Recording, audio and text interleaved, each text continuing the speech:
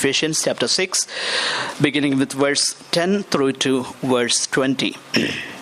ഒടുവിൽ കർത്താവിനും അവൻ അവന്റെ ശക്തിപ്പെടുവേൻ പിശാച് യന്ത്രങ്ങളോട് എതിർത്ത് നിൽക്കാൻ കഴിയേണ്ടതിന് ദൈവത്തിന്റെ സർവായുധവർഗം ധരിച്ചുകൊള്ളുവേൻ. നമുക്ക് പോരാട്ടമുള്ളത് ഇടരക്തങ്ങളോടല്ല, വാഴ്ചകളോടും അധികാരങ്ങളോടും ഈ അന്ധകാരത്തിന്റെ ലോകാധിപതികളോടും സ്വർലോകത്തിന്റെ ഇഷ്ടാത്മസേനയോടും അത്രേ. അതുകൊണ്ട് നിങ്ങൾ എതിർപ്പാനും സകലവും സമാപിച്ചിട്ട് ഉറച്ചു നിൽപ്പാനും കഴിയേണ്ടതിന് ദൈവത്തിന്റെ സർവായുധവർഗം എടുത്തുകൊള്ളുവേൻ.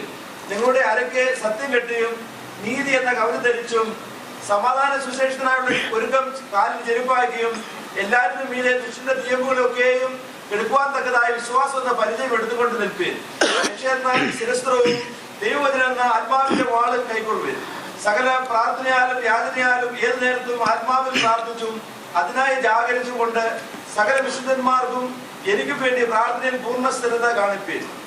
ഞാൻ ചങ്ങല ധരിച്ച് സ്ഥാനാപതിയായി സേവിക്കുന്ന സുവിശേഷത്തിന്റെ മർമ്മം പ്രാഗൽഭ്യത്തോട് അറിയിപ്പാൻ എന്റെ വായ് തുറക്കുമ്പോൾ എനിക്ക് വചനം നൽകപ്പെടേണ്ടതിനും ഞാൻ സംസാരിക്കേണ്ടവണ്ണം അതിന് പ്രാഗൽഭ്യത്തോടെ സംസാരിക്കേണ്ടതിനും പ്രാർത്ഥിക്കും. Praise the Lord. ഈ ദൈവവചന ഭാഗമാണ് നമ്മൾ ഇന്ന് തുടർന്ന് ധ്യാനിപ്പാനായിട്ട് കർത്താവിൻ്റെ കൃപയിൽ ശരണപ്പെടുന്നത്. സ്തോത്രം. വളരെ ശ്രദ്ധയോടെ പ്രാർത്ഥനയോടെ കർത്താവിൻ്റെ പാദപീഠത്തിൽ നമുക്ക് തുടരാം. പൗലോസ്ലീഹ എഫേസ്യർക്ക് ലേഖനം എഴുതുമ്പോൾ അതിൻ്റെ മുകളിലുള്ളതാകുന്ന അധ്യായങ്ങളിൽ വളരെ അനുഗ്രഹീതമാകുന്ന ഒരു ചിത്രം താൻ വരയ്ക്കുന്നുണ്ട്. ദൂരസ്ഥരായിരുന്ന ജാതികളെയും സമീപസ്ഥരെന്ന് അവകാശപ്പെട്ടിരുന്നതാകുന്ന യഹൂദന്മാരെയും തന്നിലൊരു പുതു മനുഷ്യനായി സൃഷ്ടിക്കുന്ന ഗോഡ്സ് ന്യൂ സൊസൈറ്റി, ആ പുതിയ സമൂഹത്തെക്കുറിച്ച്, ദൈവസഭയെക്കുറിച്ചുള്ളതാകുന്ന ചിത്രം വളരെ മനോഹരമായിട്ട് കർത്താവിൻ്റെ ശരീരമാകുന്ന തിരുസഭയെക്കുറിച്ചുള്ളതാകുന്ന ആ ഒരു പ്രത്യേക വിഷയം താൻ വിവരിച്ചു കഴിഞ്ഞു. അതിൻ്റെ ശേഷം അതിനോടുള്ള ബന്ധത്തിൽ ആ ദൈവസഭയിലെ അംഗങ്ങളായിരിക്കുന്ന ഓരോ വ്യക്തികളുടെയും നിത്യജീവിതത്തിലെ അവരുടെ പെരുമാറ്റങ്ങൾ, അവരുടെ സ്വഭാവങ്ങൾ, കുടുംബത്തിൽ, ജോലിസ്ഥലത്ത്, പഠനസ്ഥലത്ത്, കുഞ്ഞുങ്ങളോടുള്ള ബന്ധത്തിൽ, കുഞ്ഞുങ്ങൾ പേരൻസിനോടുള്ള ബന്ധത്തിൽ, അങ്ങനെയുള്ളതാകുന്ന എല്ലാ തലങ്ങളിലും ദൈവം നമ്മളെക്കുറിച്ച് ഈ പുതിയ ഈ ഭൂമിയിൽ നമ്മൾ കർത്താവിൻ്റെ ജനമായി, ഒരു പുതു മനുഷ്യനായി, ദൈവസഭയായി നിൽക്കുമ്പോൾ നാം എന്തായിരിക്കണം എന്നുള്ള കാര്യത്തെക്കുറിച്ച് തിരുവചനത്തിൽ താൻ പറഞ്ഞു കഴിഞ്ഞു. അതിൻ്റെ ശേഷം ആ മനോഹരമാകുന്ന വിഷയങ്ങളെല്ലാം പറഞ്ഞിട്ട് ഓൾ ഓഫ് എ സഡൻ പെട്ടെന്ന് 10ാമത്തെ വാക്യം മുതൽ 6:10 മുതൽ വളരെ ഒരു പ്രാധാന്യമുള്ളതാകുന്ന, വളരെ റിയലായിട്ടുള്ളതാകുന്ന ഒരു വിഷയം താൻ പറയുകയാണ്. അങ്ങനെയുള്ളതാകുന്ന, അല്ലെങ്കിൽ ദൈവസഭയുടെ അനുഗ്രഹീതമാകുന്ന ആ ചിത്രത്തിൻ്റെ ശേഷം ദൈവസഭ ഒരു മിലിറ്റന്റ് ആറ്റിറ്റ്യൂഡിലാണ് ഈ ഭൂമിയിലായിരിക്കുന്നത്. നമുക്ക് there is no room for complacency. നമുക്ക് എല്ലാം ശരിയായി എന്ന് പറഞ്ഞിരിക്കാനുള്ള അവസരമില്ല. നമ്മളൊരു മിലിറ്റൻ്റ് ആറ്റിറ്റ്യൂഡില്ല. ചർച്ച് ഈസ് സോ മിലിറ്റൻ്റ് എന്ന് പറഞ്ഞു കഴിഞ്ഞാൽ നമുക്ക് മനസ്സിലാകുമല്ലോ. ദൈവസഭ വളരെ അഗ്രസീവാണ്. ദൈവസഭ വളരെ പോരാടുവാനുള്ള ഒരുക്കത്തിലാണ് ഈ ഭൂമിയിൽ നിൽക്കുന്നത്. അല്ലാതെ ഒരു വിശ്രമ ജീവിതം നയിക്കുന്ന അർത്ഥത്തിലല്ല ദൈവസഭയും ദൈവമക്കളും.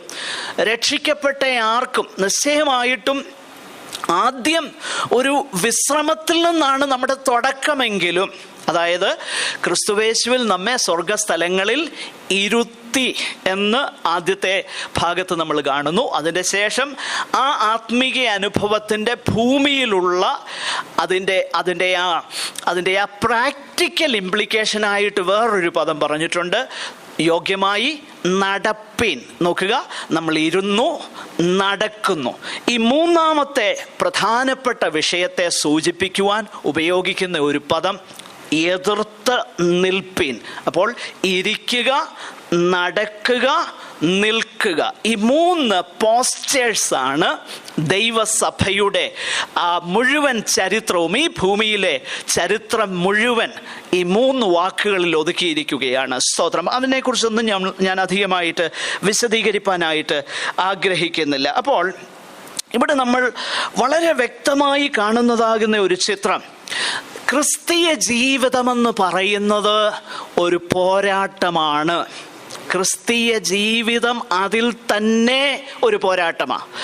ഒരു വ്യക്തി ദൈവമകനാകുമ്പോൾ, മകളാകുമ്പോൾ ആ നിമിഷം മുതൽ ബാറ്റിൽ ലൈൻസ് ആർ ഡ്രോൺ. ആ യുദ്ധത്തിനുള്ളതാകുന്ന ഒരുക്കം ആ നിമിഷം തുടങ്ങുക. നമ്മൾ ഈ പറയുന്നത് പോലെ സാധാരണ കേൾക്കുമ്പം എന്നതുപോലെ ചിലപ്പോൾ അതിലെ ഒരു പോരാട്ടമുണ്ട്, ഇവിടെ ഒരു പോരാട്ടമുണ്ട്. ആ പോരാട്ടം എന്ന് പറയുന്നതല്ല പ്രിയപ്പെട്ടവരെ ക്രിസ്തീയ ജീവിതം. ക്രിസ്തീയ ജീവിതം എന്ന് പറയുന്നത് തുടക്കം മുതൽ ഈ ഭൂമിയിലെ ലാസ്റ്റ് ബ്രത്ത് വരെ, അല്ലെങ്കിൽ കർത്താവിൻ്റെ വരവ് വരെ, ആ നിമിഷം വരെയും നമ്മൾ എവിടാണെന്നറിയാമോ? പോർക്കളത്തിലാണ്. ഇത് മനസ്സിലാകുക. ഞാൻ അങ്ങനെ പറഞ്ഞാൽ നിങ്ങൾ സമ്മതിക്കത്തില്ല. അതുകൊണ്ട് വേദപുസ്തകത്തിലെ വാക്യങ്ങൾ വെച്ച് അത് തെളിയിച്ചെങ്കിലേ കഴിയത്തുള്ളൂ. ഒരു വേദഭാഗം ഒന്ന് നമുക്കറിയാവുന്ന വാക്യമാണ്. നിങ്ങൾ വീട്ടിൽ പോയി റെഫറൻസ് നോക്കിയാൽ മതി. ഞാനങ്ങ് പറയാം. 2 തിമോത്തിയോസ് 4:7 പൗലോസ് താൻ രക്തസാക്ഷിയാകുന്നതിന് മുൻപ്, മരിക്കുന്നതിന് തൊട്ട് മുൻപ് എഴുതിയ ലേഖനമാണല്ലോ, നമുക്കറിയാം.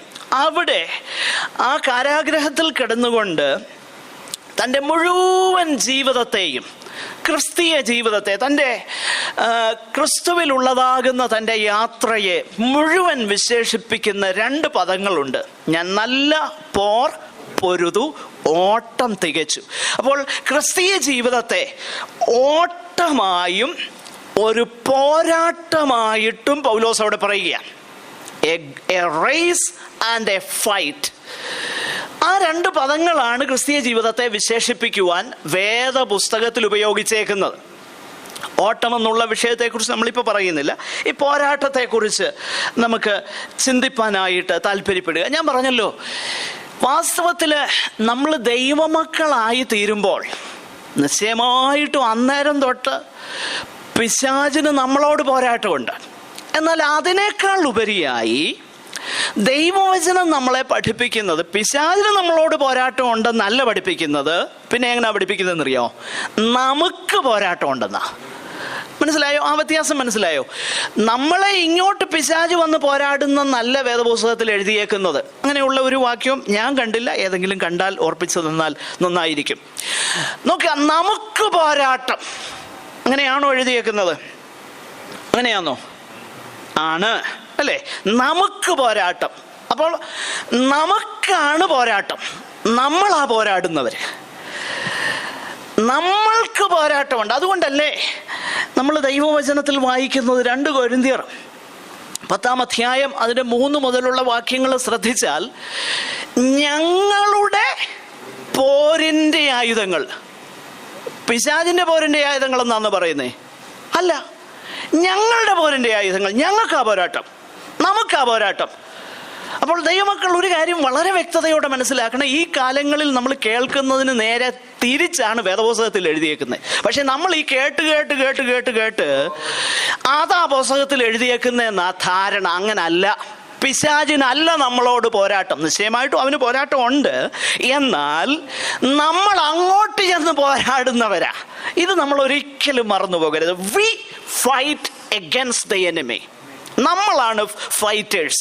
നമ്മളാ പോരാടുന്നവർ. നമ്മളുടെ ജീവിതം ഒരു മിലിറ്റന്റ് അല്ലെങ്കിൽ ഒരു മിലിറ്ററി ലൈഫാണ് എന്ന കാര്യം ദൈവവചനത്തിൽ അനേക ഇടങ്ങളിൽ പൗലോസ് അത് പിന്നെയും പറയുന്നുണ്ട്. യുദ്ധസേവയെക്കുറിച്ചും ഒക്കെ പറയുന്നുണ്ട്. ആകട്ടെ, ആ വിഷയങ്ങളൊന്നും തുടർന്ന് ആ ഭാഗം നമ്മൾ വിശദീകരിക്കാൻ എനിക്ക് സമയമില്ല, കൂടുതലായിട്ട് അവിടെ നിൽക്കുവാൻ. എന്നാൽ ഞാൻ മുൻപോട്ട് പോകട്ടെ. നമ്മൾ 2 എക്സ്ട്രീം ഒഴിവാക്കണം ഈ കാര്യത്തിൽ. അത് നമ്മൾ ശ്രദ്ധിച്ചെന്നെ കേൾക്കണമേ. ഒരെക്സ്ട്രീം എന്ന് പറയുന്നത് തൊട്ടതും പിടിച്ചതും എല്ലാം പിശാചിൻ്റെയാന്ന്. അതായത് ഒരമ്മച്ചി, ഇതൊരു സങ്കല്പ അമ്മച്ചി കഥയാണ് കേട്ടോ. പിന്നെ ജീവനോടെ ഇരിക്കുന്ന ആരെങ്കിലുമായിട്ട് ഇതിന് ബന്ധം തോന്നുന്നെങ്കിൽ അത് മനഃപൂർവ്വമല്ല എന്നുള്ള ഡിസ്ക്ലൈമറും ഞാൻ ആദ്യമായിട്ട് പറയുന്നു. ഈ അമ്മച്ചിയെ സംബന്ധിച്ചിടത്തോളം എന്നും വന്ന് സാക്ഷ്യം പറയുന്നേ ഭയങ്കര പോരാട്ടമായിരുന്നു. ഇന്നോ പോരാട്ടമായിരുന്നു. പോരാട്ടം എന്നായിരുന്നെന്ന് ചോദിച്ച് ചെല്ലുമ്പോഴാണ് മനസ്സിലാകുന്നത്. അമ്മച്ചി പറയുന്നത്, ഇന്നലെയാണെന്നുണ്ടേ ആട് പോയി കപ്പേല കടിച്ചു, അതിന് കട്ടുപിടിച്ചു, പിന്നാണ് ഇന്ന് രാവിലെ പെട്ടെന്ന് പോരണമെന്നോർത്ത് പാലടുപ്പേ വെച്ചപ്പോൾ അത് തിളച്ച് കയ്യെ വീണു. ഭയങ്കര പോരാട്ടം എന്ന് പറഞ്ഞു കഴിഞ്ഞാൽ ജീവിതത്തിലെ ഡേ ടു ഡേ അഫയേഴ്സിലുള്ള സകല കാര്യങ്ങളും ആരുടെ മണ്ടയ്ക്കാണ് കെട്ടിവെക്കുന്നതെന്നറിയാമോ? ഇന്ന് പൊതുവേ അങ്ങനെ. കാരണം പിശാച് തന്നെയാണ് നമ്മളെ അത് പഠിപ്പിച്ചേക്കുന്നത്. എന്തിനാണെന്നറിയാം? അതിനകത്ത് വലിയൊരു ട്രിക്കുണ്ട്. ഇതിനകത്തുള്ള പിശാചിന്റെ ട്രിക്ക് എന്നാണെന്നറിയാമോ? ഈ വരുന്നതെല്ലാം പോരാട്ടമാണെന്ന് പറഞ്ഞ് രക്ഷപ്പെട്ട് കഴിഞ്ഞാൽ പിന്നെ പാപക്ഷമയുടെ ആവശ്യമില്ല, ശുദ്ധീകരണത്തിന്റെ ആവശ്യമില്ല. അതെല്ലാം ആര് ചെയ്തതാ? പിശാച് ചെയ്തതാ, അവന്റെ മണ്ടയ്ക്ക്. അപ്പൊ പിശാചിനെ പഴിചാരി നമ്മൾ ഇങ്ങനെ അങ്ങ് ജീവിക്കാൻ പിശാച് തന്നെ നമ്മളെ പഠിപ്പിച്ചേക്കുക. ഇതൊരു വലിയ പോരാട്ടമായിട്ട് ഞാൻ കാണുകയാണ്. ഇതൊരു എക്സ്ട്രീം. എന്നാൽ വേറൊരു എക്സ്ട്രീം ഉണ്ട്, പോരാട്ടമേ ഇല്ല എന്ന് പറയുന്ന എക്സ്ട്രീം. അതും നമ്മൾ ഒഴിവാക്കണം. ദൈവവചനത്തിൽ നമ്മൾ കാണുന്നുണ്ട് പിശാചിന് നിശ്ചയമായിട്ടും നമ്മളെ ഇഷ്ടമല്ല. അതുകൊണ്ട് ഏത് നിലയിലെങ്കിലും നമുക്ക് കർത്താവിനോടുള്ള സ്നേഹത്തിൽ നമ്മളെ മാറ്റാൻ, അവന് കഴിയാൻ, അവന് പ്രവർത്തിക്കാൻ ഒക്കുന്ന സാഹചര്യമുണ്ടോ അതിലെല്ലാം പിശാച് പ്രവർത്തിക്കും. അത് നമ്മൾ മനസ്സിലാക്കണം. നമ്മുടെ ദൈവത്തിലുള്ള ആശ്രയബോധം നഷ്ടപ്പെടുത്താൻ എന്തെല്ലാം ചെയ്യാൻ കഴിയുമോ അതൊക്കെ പിശാച് ചെയ്യും. അപ്പോൾ ആ കാര്യം നമ്മൾ മനസ്സിൽ വെക്കണം. പിശാചിന് നമ്മളെ ഡിപ്രസ്ഡ് ആക്കാൻ കഴിയും. പിശാചിന് രോഗത്താൽ ജീവിതങ്ങളെ ബാധിക്കാൻ കഴിയും. അതൊക്കെ വേദപുസ്തകത്തിൽ പറയുന്നുണ്ട്. അപ്പോൾ അതെല്ലാം നമ്മൾ മനസ്സിലാക്കണം. ഞാൻ പറഞ്ഞതിൻ്റെ താല്പര്യം ഇത്രയേ ഉള്ളൂ. നമ്മൾ വെൽ ബാലൻസ്ഡ് ആയിരിക്കണം വേദപുസ്തകത്തിൽ ഉള്ളതാകുന്ന ദൈവവചനത്തിൻ്റെ ഉപദേശം. ഈ രണ്ട് കാര്യങ്ങൾ മനസ്സിൽ വെച്ചുകൊണ്ട് നമുക്ക് ഈ വേദഭാഗത്തേക്ക് പെട്ടെന്ന് പ്രവേശിക്കാം. സ്തോത്രം. ഞാൻ വളരെ ശാന്തമായിട്ട് ഈ കാര്യം പറഞ്ഞ് മുൻപോട്ട് പോകുവാനാണ് താല്പര്യപ്പെടുന്നത്. ഒന്നാമതായിട്ട് ഈ വേദഭാഗത്ത് നമ്മൾ ശ്രദ്ധിച്ചു നോക്കിക്കഴിഞ്ഞാൽ അതിൻ്റെ 10 മുതൽ 12 വരെയുള്ളതാകുന്ന വാക്യങ്ങളിൽ നമ്മൾ പോരാടുന്ന അല്ലെങ്കിൽ നമുക്കെതിരെയുള്ളതാകുന്ന ഈ ശത്രുവിനെ കുറിച്ചുള്ളതാകുന്ന ഒരു വിശദീകരണമാണ് ആ വാക്യങ്ങളിൽ നമ്മൾ വായിക്കുന്നത്. അതിൻ്റെ 10 മുതൽ 12 വരെയുള്ളതാകുന്ന വാക്യങ്ങളിൽ പ്രധാനമായിട്ട് ആ കാര്യം നമ്മൾ വായിക്കുന്നു. വിശേഷിച്ച് 12-ാമത്തെ വാക്യത്തിലാണ് അത് പറഞ്ഞിരിക്കുന്നത്. 10ഉം 11ഉം വാക്യങ്ങളിൽ നമ്മൾ കർത്താവിൽ അമിത ബലത്തിൽ ശക്തിപ്പെട്ട് ദൈവത്തിൻ്റെ സർവായുധ വർഗങ്ങളെ ധരിക്കേണ്ടതിനെ കുറിച്ച് പറഞ്ഞിട്ട് 12-ാമത്തെ വാക്യത്തിലേക്ക് വരുമ്പോൾ ഈ ശത്രുവിനെ കുറിച്ചുള്ളതാകുന്ന ഒരു ഡിസ്ക്രിപ്ഷൻ അവിടെ പൗലോസ് നൽകിയിരിക്കുകയാണ്. അത് തുടർന്നാണ് 13 മുതൽ 20 വരെയുള്ള വാക്യങ്ങളിലാണ് ഈ ശത്രുവിനെതിരെ നമ്മൾ പോരാടാനുള്ള ആയുധങ്ങളെക്കുറിച്ച് വിവരിച്ചേക്കുന്നത്. സ്തോത്രം. അത് നമുക്ക് അല്പം ഒന്ന് വിശദമായിട്ട് സമയത്തിൻ്റെ പരിധിക്കുള്ളിൽ നമുക്ക് ചിന്തിക്കാം. സ്തോത്രം. ദൈവവചനത്തിലുള്ള കാര്യങ്ങൾ മാത്രമേ ഞാൻ പറയത്തുള്ളൂ. അതിനെന്തെങ്കിലും വിശദീകരണം ആവശ്യമുണ്ടെങ്കിൽ ചോദിക്കണം. ഞാനിത് പറയുമ്പോൾ ഇതൊരു കോംപ്രിഹെൻസീവ് സ്റ്റഡി അല്ല. അപ്പം മറ്റു പല ഭാഗങ്ങളിലുള്ള വിഷയങ്ങൾ പലപ്പോഴും നമ്മൾ ഇന്ന് ടച്ച് ചെയ്യുവാൻ നമുക്ക് സമയമില്ലല്ലോ. എന്നാൽ ഈ ഭാഗമാണ് പ്രധാനമായിട്ട് നമ്മൾ ഫോക്കസ് ചെയ്യുന്നത്. എന്നാൽ മറ്റു ചില വേദഭാഗങ്ങളും അതിന് നമുക്ക് പഠനത്തിനായിട്ട് നമ്മൾ ഉപയോഗിക്കുന്നതായിരിക്കും. സ്തോത്രം. ആദ്യമായിട്ട് ഈ 12-ാമത്തെ വാക്യം നമ്മൾ ശ്രദ്ധിച്ചു നോക്കിക്കഴിഞ്ഞാൽ ഒരു കാര്യം നമുക്ക് മനസ്സിലാക്കാൻ തക്കവണ്ണം കഴിയുന്നുണ്ട്. ഒന്നാമതായിട്ട് നമ്മൾ പോരാടുന്ന ഈ ശത്രു അത്ര ബലഹീനനൊന്നുമല്ല എന്നുള്ളത് ആ വേദഭാഗം നമ്മളെ പഠിപ്പിക്കുന്നു. നമുക്ക് പോരാട്ടമുള്ള ശത്രു അത്ര ബലഹീനനൊന്നുമല്ല. അവന് ബലമുണ്ട്, അവന് ശക്തിയുണ്ട് എന്ന് ദൈവവചനം നമ്മളെ പഠിപ്പിക്കുക. കാരണം നമ്മൾ പോരാടുന്ന ഈ പിശാചിനെ വിശേഷിപ്പിക്കുവാൻ ഉപയോഗിച്ചിരിക്കുന്ന പദങ്ങൾ ഇങ്ങനെയാണ്. നമുക്ക് പോരാട്ടമുള്ളത് ജഡരക്തങ്ങളോടല്ല, വാഴ്ചകളോടും അധികാരങ്ങളോടും ഈ സ്വർലോകങ്ങളിലെ ദുഷ്ടാത്മസേനയോടും അത്രേ. അപ്പോൾ വാഴ്ചകൾ, അധികാരങ്ങൾ, ലോകാധിപതികൾ, സ്വർലോകങ്ങളിലെ ദുഷ്ടാത്മസേന, ഇത്രയും വിശേഷണങ്ങളാണ് പിശാചിനെ കുറിച്ച് നമ്മെ പഠിപ്പിക്കുവാൻ ദൈവത്തിൻ്റെ പരിശുദ്ധാത്മാവ് ഉപയോഗിച്ചിരിക്കുന്ന പദങ്ങൾ. നമ്മുടെ വാഴ്ത്തപ്പെട്ടവനാകുന്ന കർത്താവ് തന്നെ, കർത്താവിൻ്റെ പരീക്ഷണ ഘട്ടത്തിൽ പിശാച് അവിടെ ക്ലെയിം ചെയ്യുന്ന ഒരു ക്ലെയിം അല്ലെങ്കിൽ ഒരു അവകാശവാദം നമ്മൾ വായിക്കുന്നുണ്ട്. മത്തായിയുടെ സുവിശേഷം 4-ാമത്തെ അധ്യായം അതിൻ്റെ 8-9 വാക്യങ്ങളൊന്ന് വായിച്ചേ. മത്തായിയുടെ സുവിശേഷം, Mathews gospel chapter 4 versus 8 and 9. മലയിൽ കൂട്ടിക്കൊണ്ടുപോയി ലോകത്തിലുള്ള സകല രാജ്യങ്ങളെയും അവയുടെ മഹത്വത്തെയും കാണിച്ചു. എന്നെ നമസ്കരിച്ചാൽ നോക്കുക, ഇതൊക്കെ ഞാൻ നിനക്ക് തരാമെന്ന് കർത്താവിനോട് പറയുമ്പോൾ കർത്താവ് പറയുന്ന മറുപടി എന്തുവാ? നമുക്കറിയാം, വായിക്കണ്ട. കർത്താവ് പറയുന്ന മറുപടി ഇത് നിന്റേതല്ലെന്നൊന്നും അല്ല പറയുന്നത്. നീ ഇത് പിൻവാതിലിലൂടെ കൈവശപ്പെടുത്തിയതാണ്. ആ കാര്യം കർത്താവ് അവിടെ കൺസീഡ് ചെയ്യുന്നതായിട്ടാണ് നമുക്ക് മനസ്സിലാക്കാൻ കഴിയുന്നത്. അവൻ്റേതല്ലെന്നൊന്നും പറയുന്നില്ല. അപ്പോൾ അവന് he has certain power. അപ്പൊ ഈ ലോകത്തിലുള്ളതൊക്കെയും ആരുടെ കയ്യിൽ കൂടാ പോകുന്നേ? ശ്രദ്ധിക്കണേ, ഞാൻ അതിനകത്തോടെ ഒരു പ്രധാനപ്പെട്ട കാര്യം പറയാൻ പോകാം. ശ്രദ്ധിക്കണേ, ഈ ലോകത്തിലുള്ള സകലതും എന്ന് പറയുമ്പോൾ സകലതും, ഇതെല്ലാറ്റിൻ്റെയും പിറകിൽ പ്രവർത്തിക്കുന്ന ഒരു വ്യവസ്ഥിതിയുണ്ട്. ഈ വ്യവസ്ഥിതിയാണ് സകലത്തെയും കൈയടക്കി വെച്ചേക്കുന്നത്. അതുകൊണ്ട് തന്നെ ഈ ലോക വ്യവസ്ഥിതിയുടെ പിറകിൽ പ്രവർത്തിക്കുന്ന ഒരു ശക്തി അതിൻ്റെ പിന്നിലുള്ളത് കൊണ്ടാണ് ദൈവമക്കൾ നമ്മൾ മുമ്പേ പാടിയതുപോലെ പ്രമോദമെന്ന് ഭൂമയർ ഗണിച്ചേക്കുന്നതൊക്കെയും നമ്മൾ ബുദ്ധിപൂർവം ഒഴിവാക്കിയില്ലെങ്കിൽ ക്രിസ്തുവിനോടുള്ളതാകുന്ന ഏകാഗ്രതയും സ്നേഹവും വിട്ട് നമ്മൾ ഈ ലോകത്തിൻ്റെ മയക്കത്തിലേക്ക്, അതിൻ്റെ ഇമ്പങ്ങളിലേക്ക് നമ്മൾ അറിയാതെ പോകും. സ്തോത്രം. Everything is under the devil.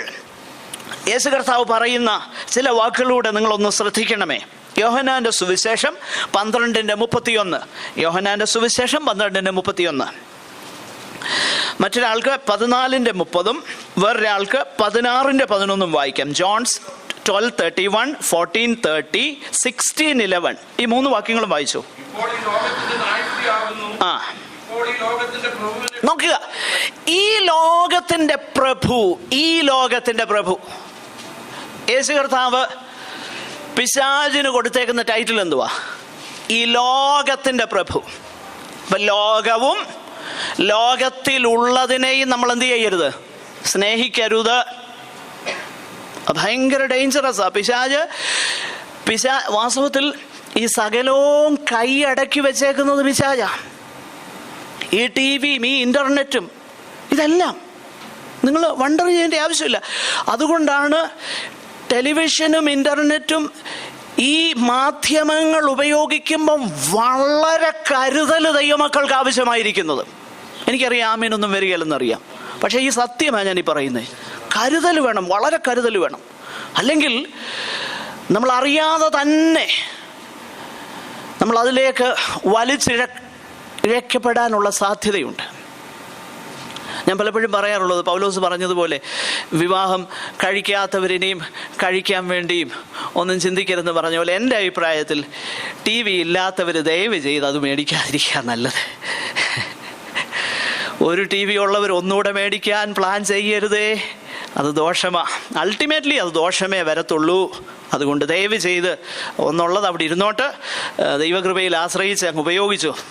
കുഴപ്പമൊന്നും വരികയില്ല. ദൈവത്തിൻ്റെ കൃപയിൽ നമ്മളായിരിക്കും. ആകട്ടെ, ആ വിഷയമല്ല, അങ്ങോട്ടല്ല ഞാൻ പോകുന്നത്, അതെൻ്റെ വിഷയവുമല്ല. ആകട്ടെ, അപ്പോൾ ഈ ലോകത്തിൻ്റെ പ്രഭു യേശു പറഞ്ഞേക്കുന്ന വാക്കാ, ഈ ലോകത്തിൻ്റെ പ്രഭു. അടുത്ത വാക്യം, ഞാൻ ഈ വാക്യങ്ങൾ എടുത്ത് വായിക്കുന്നത് മനഃപൂർവ്വം എടുത്ത് വായിക്കുക. 14:30. ലോകത്തിന്റെ പ്രഭു വരുന്നു, അവൻ എന്നോട് കാര്യമില്ല. അടുത്തത് 16:11.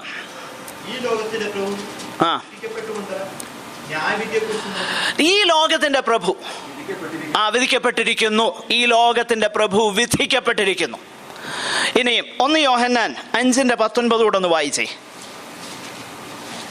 മറ്റൊരാൾക്ക് എഫേസ്യർ 2:2. 1 യോഹന്നാൻ 5:19. നാം ദൈവത്തിൽ നിന്നുള്ളവരെന്ന് നാം അറിയുന്നു. സർവ്വലോകവും ആരുടെ അധീനതയിൽ കിടക്കുന്നു? ദുഷ്ടന്റെ അധീനതയിൽ കിടക്കുന്നു. പ്രിയമുള്ളവരെ, സർവ്വലോകവും ദുഷ്ടന്റെ അധീനതയിൽ കിടക്കുക.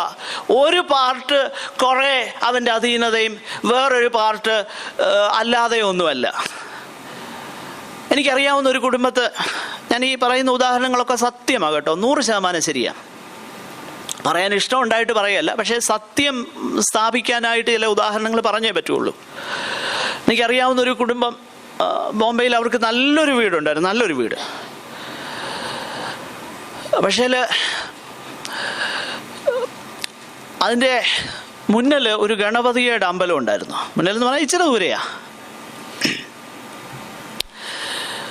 ഈ പ്രിയപ്പെട്ടവര്, എനിക്കതിനകത്ത് സങ്കടം കൊണ്ട് പറയുന്നതിൽ, ദൈവവചനത്തെക്കാൾ ഉപരിയായിട്ട് മറ്റ് ചില കാര്യങ്ങളാണ് അവർ ആശ്രയിച്ചുകൊണ്ടിരുന്നത്, ചില സോ കോൾഡ് പ്രോഫറ്റ്സിനെയൊക്കെ. അപ്പോൾ ഈ പലരും വന്ന് പറയുന്നതെന്നറിയാമോ, നിങ്ങൾ ഇവിടെ താമസിക്കുന്നത് കൊണ്ട് ആ അമ്പലത്തിൻ്റെ അതിൻ്റെ എന്താ പറയുന്നേ, അവർക്ക് ചില പദങ്ങളൊക്കെ ഉണ്ട്, എനിക്കറിയത്തില്ല.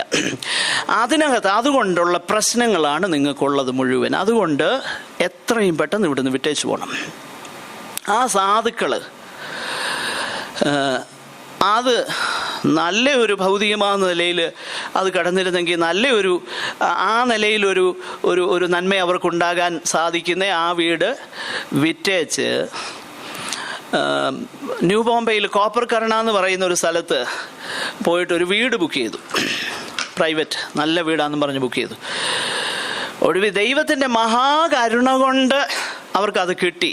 എന്തോ പറ്റിയെന്നറിയാമോ, ഒരു ദിവസം വീട് ചാവിയൊക്കെ മേടിച്ച് അവിടെ താമസിക്കാൻ ചെന്നപ്പോഴേ അറിഞ്ഞത് ആ വീട് ബിൽഡർ 3 പേർക്ക് വിറ്റേക്കുക.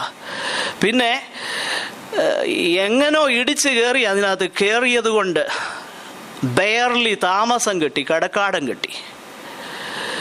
എൻ്റെ പ്രിയരെ, നമ്മൾ മനസ്സിലാക്കണം, ഈ ദൈവവചനത്തിലും ദൈവത്തിലുമുള്ള ആശ്രയം വെച്ച് ഇതുപോലുള്ള പോഷത്തരത്തിൻ്റെ പുറകെ പോയാൽ പറ്റുന്ന അബദ്ധങ്ങളാണ് ഇതൊക്കെ നമ്മൾ മനസ്സിലാക്കണം. ഒരു കാര്യം തിരിച്ചറിയണം, സർവ്വലോകം എന്തായിരിക്കുക? ഒരിടത്ത് കുറച്ചുണ്ടെന്നും വേറൊരിടത്ത് കുറവാണെന്നും പറയുന്ന ഈ പരിപാടി വചനത്തിലില്ല. എന്തിനേറെ, അപ്പച്ചൻ്റെ സന്നിധാനത്തിൽ വരെ ഇവൻ എന്ത് ചെയ്തു? കയറി ചെന്നു. സ്വർഗത്തിൽ വരെ അവൻ കയറി ചെല്ലുമെങ്കിൽ ഈ ഭൂമിയിൽ ഏത് ഭാഗം അവൻ വരാത്ത സ്ഥലം? അതുകൊണ്ട് ദൈവമക്കൾ മനസ്സിലാക്കണം, സർവ്വലോകവും എന്താകുന്നു? ദുഷ്ടന്റെ അധീനതയിൽ. ദൈവവചനം നമ്മളെ പഠിപ്പിക്കുന്ന കാര്യമാണ്. ഒരിടത്ത് കുറച്ചും മറ്റൊരിടത്ത് കൂടുതലുമില്ല. എവിടെ പാർത്താലും. അത് പെർഗമോസിലെ സഭയെക്കുറിച്ചല്ലേ പറയുന്നത്? നീ പാർക്കുന്നത് എവിടാണെന്ന് ഞാൻ അറിയുന്നു. അവിടെ എന്തുകൊണ്ടെന്നാ പറഞ്ഞേക്കുന്നേ? സാത്താന്റെ സിംഹാസനം ഉള്ളിടത്താണ് നീ പാർക്കുന്നത്. പക്ഷെ അവിടെ പാർത്തുകൊണ്ട് നിനക്കൊന്നും പറ്റാൻ പോകുന്നില്ല. നോക്കിക്കേ പ്രിയമുള്ളവരെ, അത് നമ്മൾ മനസ്സിലാക്കണം. നമ്മൾ ഈ ഭൂമിയിൽ എവിടെ പാർത്താലും ഇതിൻ്റെ എല്ലാം അധിപതി എന്ന് പറഞ്ഞാൽ ആ അർത്ഥത്തിൽ അവൻ കൈവശം പിടിച്ചു മേടിച്ച് പുറകു വഴിയിലൂടെ ഇങ്ങനെ അവൻ്റെ ആ ക്ലെയിം ഇങ്ങനെ ചെയ്തുകൊണ്ടിരിക്കുക. ആ അർത്ഥത്തിൽ അവന് ചില അധികാരങ്ങൾ ഉണ്ട്. എഫേസ്യർ 2:2.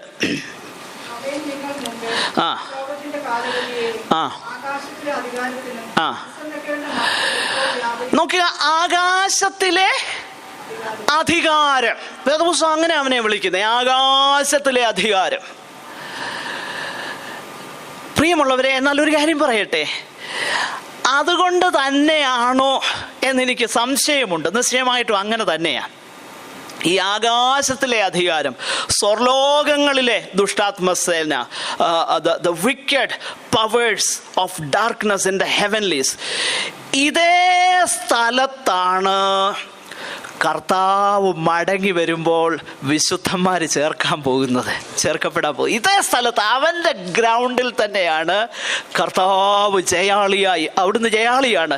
എന്നാൽ വീണ്ടും മടങ്ങി വരുമ്പോൾ ആ സ്ഥലമാണ് നമ്മൾ കർത്താവിനെ എതിരേൽക്കാനായിട്ട് പോകുന്നത്. ആകാശങ്ങളിൽ കർത്താവിനെ എതിരേൽപ്പാനായിട്ട് പോകുന്നു. മധ്യാകാശം എന്നൊക്കെ പറയാറുണ്ട്, പക്ഷെ അങ്ങനെ ഒരു പദപ്രയോഗം വേദപുസ്തകത്തിലില്ല. മധ്യാകാശമെന്നില്ല, ആകാശങ്ങളിൽ നിന്നാണ് വേദപുസ്തകത്തിലുള്ളത്. ആകട്ടെ, ഞാൻ മുൻപോട്ട് പോകട്ടെ. ദൈവത്തിൻ്റെ വചനം നമ്മളെ അത് പഠിപ്പിക്കുന്നു. എന്നാൽ ഇത്രയും പറഞ്ഞെങ്കിലും വേറൊരു വാക്യം കൂടെ ഒന്ന് വായിച്ചത് ഒന്ന് ബാലൻസ് ചെയ്തില്ലെങ്കിൽ ശരിയാകത്തില്ല. പിശാചിന് ഈ അധികാരമൊക്കെ ഉണ്ട്, സകല ലോകവും അവൻ്റെ അധീനതയിൽ കിടക്കുന്നു. ഇതെല്ലാം ശരിയാണെങ്കിലും വേറൊരു വേദഭാഗം ഒന്ന് വായിക്കണം. കൊലോസ്യ ലേഖനം 2-ാം അധ്യായം അതിൻ്റെ 15-ാം വാക്യം. 2:15. കൊലോസ്യർ 2:15.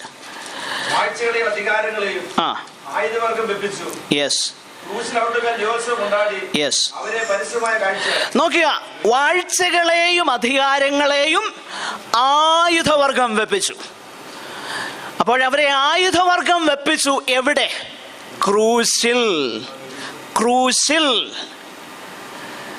അത് വളരെ ഇമ്പോർട്ടൻ്റ്. ക്രൂശിൽ വെച്ച് തന്നെയാ, അല്ലാതെ ക്രൂശിക്കപ്പെട്ട് പിന്നെ പിശാച് കർത്താവിനെ വെച്ച് ഇടിച്ചു തൊഴിച്ചു, അത് കഴിഞ്ഞ് ഉയർത്തെഴുന്നേറ്റപ്പോഴാണ് ജയിച്ചതെന്നൊക്കെയാണ് വിവരമില്ലാതെ ഒത്തിരി പേര് ആത്മാവിൻ്റെ പേര് പറഞ്ഞ് വിളിച്ചു പറയുന്നത്. അത് ആത്മാവൊന്നുമല്ല, കാരണം വേദപുസ്തകം അത് പഠിപ്പിക്കുന്നില്ല. ക്രൂശിൽ വെച്ച് തന്നെ എന്ത് ചെയ്തു? വാഴ്ചകളെയും അധികാരങ്ങളെയും ആയുധവർഗം വെപ്പിച്ചു. ക്രൂശ് അതിൽ തന്നെ സമ്പൂർണമാണ്. ക്രൂശിക്കപ്പെട്ട ക്രിസ്തു അതിൽ തന്നെ സമ്പൂർണമാണ്. ക്രൂശിൽ ആയുധവർഗം വെപ്പിച്ചു. അവരെ പരസ്യമായ കാഴ്ചയാക്കി, അവരുടെ മേൽ ജയോത്സവം കൊണ്ടാടി. ക്രൂശിൽ ജയോത്സവം കൊണ്ടാടി എന്നാണ് ദൈവത്തിൻ്റെ വചനം നമ്മളെ പഠിപ്പിക്കുന്നത്. അപ്പോൾ ഇവന് ശക്തിയുണ്ടെങ്കിലും ഈ കാര്യം നമ്മൾ മനസ്സിൽ വെക്കുക. ദൈവം നമ്മെ സഹായിക്കട്ടെ. അടുത്തതായിട്ട്, ഈ നമ്മുടെ ശത്രുവിൻ്റെ മറ്റൊരു സവിശേഷത, ഇവൻ വളരെ വിക്കഡാണ്, അല്ലേ? വിക്കഡ, ദുഷ്ടാത്മസേനയാ. അപ്പൊ ഇവന് ഈ നമ്മുടെ ശത്രുവിനെ വിശേഷിപ്പിക്കുവാൻ ദൈവവചനം ഉപയോഗിച്ചേക്കുന്ന പദങ്ങൾ: അന്ധകാരത്തിൻ്റെ ലോകാധിപതി, ഡാർക്ക്നെസ്, പവേഴ്സ് ഓഫ് ഡാർക്ക്നെസ്, പിന്നെ സ്വർലോകങ്ങളിലെ ദുഷ്ടാത്മസേനയാ. യാതൊരു വിധത്തിലുള്ള നന്മയും യാതൊരു വിധത്തിലുള്ള സൽസ്വഭാവവും യാതൊരു വിധത്തിലുള്ള കരുണയും ദയയും ഒന്നുമില്ലാത്ത ഒരു ശത്രുവാണ് നമ്മുടെ മുൻപിലുള്ളത്. അത് പറയുമ്പോൾ പേടിക്കുകയൊന്നും വേണ്ട. എന്ന് പറഞ്ഞാൽ ഈ നമ്മുടെ പോരാട്ടത്തിൻ്റെ സവിശേഷത, നമ്മുടെ എതിരാളി അവൻ ഒരു കൺവെൻഷനിലും സിഗ്നേറ്ററി അല്ല. ജനീവ കൺവെൻഷനിലൊന്നും അവൻ സൈൻ ചെയ്തിട്ടില്ല. ജനീവ കൺവെൻഷൻ കേട്ടിട്ടുണ്ടല്ലോ. 2-ാം ലോക മഹായുദ്ധത്തിൻ്റെ ശേഷം ലോകത്തിലുള്ള രാജ്യങ്ങളെല്ലാം കൂടി ആ യുദ്ധത്തിൻ്റെ കെടുതികളൊക്കെ മനസ്സിലാക്കി 1949 ജനീവയിൽ കൂടി തീരുമാനിച്ചുറപ്പിച്ച് ഇപ്പോൾ 194, എൻ്റെ ഓർമ്മ ശരിയെങ്കിൽ 194 രാജ്യങ്ങൾ അതിനകത്ത് സിഗ്നേറ്ററീസാണ്. അപ്പോൾ അതിനകത്ത് പല നിയമങ്ങളുണ്ട്. യുദ്ധത്തിൽ സ്ത്രീകളോടുള്ള പെരുമാറ്റം എങ്ങനെ ആയിരിക്കണം, ശത്രുപക്ഷത്തുള്ള സ്ത്രീകളോട് കുഞ്ഞുങ്ങളോടുള്ള പെരുമാറ്റം എങ്ങനെ, യുദ്ധത്തിൽ പിടിക്കപ്പെട്ടവരെ എങ്ങനെ ട്രീറ്റ് ചെയ്യണം, യുദ്ധ തടവുകാർ POW പ്രിസണേഴ്സ് ഓഫ് വാർ അവരെ എങ്ങനെയാണ് ട്രീറ്റ് ചെയ്യേണ്ടത്, ഇതെല്ലാം വളരെ വ്യക്തമായിട്ട്. അത് ലംഘിക്കപ്പെട്ടാൽ ക്രൈംസ് എഗൻസ്റ്റ് ഹ്യൂമാനിറ്റി എന്ന് പറയുന്ന ആ ക്ലോസ് ഉപയോഗിച്ച് അതിന് ബന്ധപ്പെട്ടവരെ പ്രോസിക്യൂട്ട് ചെയ്യാനായിട്ട് കഴിയും ലോക കോടതിക്ക്. നോക്കുക, അപ്പോൾ ഈ ഒരു ജനീവ കൺവെൻഷനിലൊന്നും ആര് സൈൻ ചെയ്തിട്ടില്ലെന്നറിയാമോ? നമ്മുടെ ശത്രു സൈൻ ചെയ്തിട്ടില്ല. എന്ന് പറഞ്ഞാൽ അവനേത് തന്ത്രവും ഉപയോഗിക്കും. വളരെ മാലിഷ്യസ് ആയിട്ട് എന്തും ചെയ്യാൻ മടിയില്ലാത്തൊരു ശത്രുവാ, ദുഷ്ടാത്മസേനയാണ്. ഞാനിതൊക്കെ പറയുമ്പോൾ വചനത്തിലുള്ള കാര്യമാണ് പറയുന്നത്. അപ്പോൾ പിശാചിന് അവൻ ഏത് വഴിയും ഉപയോഗിക്കും. അത് നമ്മൾ ഒരിക്കലും മറന്നു പോകരുത്. അതിനെക്കുറിച്ച് ഞാൻ പിന്നീട് വിശദീകരിക്കാം. അപ്പോൾ ഇവൻ വളരെ വിക്കഡാണ്, വളരെ ദുഷ്ടനാണ്. അത് ദൈവവചനം നമ്മളെ പഠിപ്പിക്കുന്നു. മൂന്നാമതായിട്ട് ഇവൻ്റെ ഒരു സവിശേഷത എന്നുള്ളത് ഈ വേദഭാഗത്ത് തന്നെ മൊത്തമായിട്ട് നമ്മൾ പഠിച്ചു നോക്കിയാൽ നമുക്ക് മനസ്സിലാകും. മറ്റ് വേദഭാഗങ്ങളും പഠിച്ചു നോക്കിക്കഴിഞ്ഞാൽ ഒരു കാര്യം മനസ്സിലാകും. അതിന് അടിസ്ഥാനമായിട്ടൊരു വേദഭാഗം കൂടെ ഒന്ന് വായിച്ച് നമുക്ക് മുൻപോട്ട് പോകാം. 2 കൊരിന്ത്യർ 11:3 സർപ്പം ഹവ്വയെ ഉപായത്താൽ ചതിച്ചതുപോലെ. അപ്പോൾ ഇവന് ശക്തിയുണ്ട്, ഇവൻ ദുഷ്ടനാണ്. 3, ഇവൻ ഭയങ്കര കൗശലക്കാരനാണ്, കണ്ണിങ്ങാണ്, വളരെ കണ്ണിങ്ങാണ്. കൗശലം ഉപയോഗിച്ച്, വഞ്ചന ഉപയോഗിച്ച് ഏതു വിധേനയും വിശുദ്ധന്മാരെ തകർത്ത് കളയാൻ ഇവനാലാവുന്നതെല്ലാം ചെയ്യും. അതുകൊണ്ടാണ് ദൈവജനം വളരെ ജാഗരൂകരായിരിക്കേണ്ടത്. ഭയങ്കര കൗശലക്കാരനാണ്.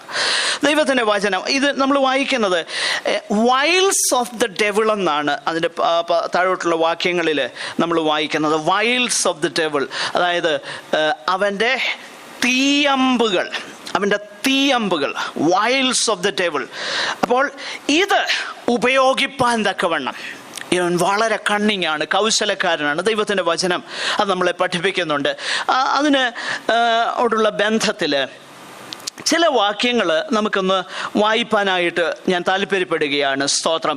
ഇവൻ്റെ കണ്ണിങ്നെസ്സിനെ മനസ്സിലാക്കുവാൻ ദൈവത്തിൻ്റെ വചനം നമ്മളെ പല കാര്യങ്ങൾ നമ്മളെ പഠിപ്പിക്കുന്നുണ്ട്. 2 കൊരിന്ത്യർ 2-ാം അധ്യായം അതിന് 11-ാം വാക്യം ഒന്ന് ശ്രദ്ധിച്ചേ. 2 കൊരിന്ത്യർ 2-ാം അധ്യായം 11-ാം വാക്യം. നോക്കുക, ഇവന് കൗശലക്കാരനാണെങ്കിലും ദൈവത്തിൻ്റെ വചനത്തിൽ ഇവൻ്റെ തന്ത്രങ്ങളെ കുറിച്ച് പറഞ്ഞിട്ടുണ്ട്. അപ്പൊ ദൈവത്തിൻ്റെ വചനത്തിൽ ഇവൻ്റെ തന്ത്രങ്ങൾ എന്താണെന്ന് മനസ്സിലാക്കാൻ നമുക്ക് കഴിയണം.